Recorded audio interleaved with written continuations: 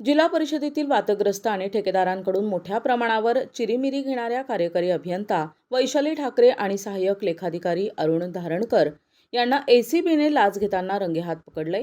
गेल्या अनेक वर्षांपासून वैशाली ठाकरे म्हणजे जिल्हा परिषदमध्ये वादाचा आणि चर्चेचा विषय ठरला होता. वरिष्ठ अधिकाऱ्यांनी अनेकदा मध्यस्थी करत त्यांच्या बेलगाम कारभाराकडे डोळेझाक केली होती.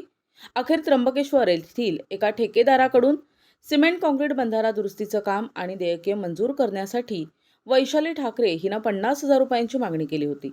संबंधित ठेकेदाराने याबाबत लाचलुचपत प्रतिबंधक विभागाकडे तक्रार केल्यानंतर पथकाने वैशाली ठाकरे आणि अरुण धारणकर याला 50,000 रुपयांची लाच घेताना रंगेहात पकडले.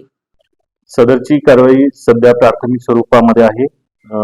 या प्राथमिक माहितीमध्ये जी त्र्यंबकराज कृपा मजूर आणि बांधकाम सोसायटी यांनी जी कामं केलेली होती सिमेंट कॉन्क्रीट बंधारा दुरुस्तीची, त्यांची 16 लाखाचे चेक्स हे प्रलंबित होते.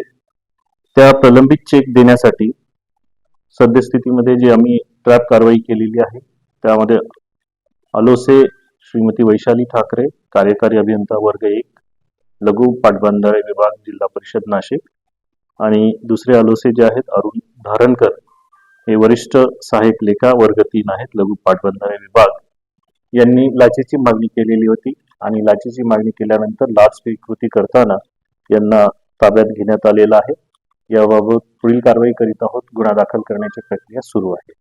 एकूण लाच मागणी जी होती ती 72,000 रुपयाची होती आणि स्वीकारलेली आहे ती 50,000 रुपये.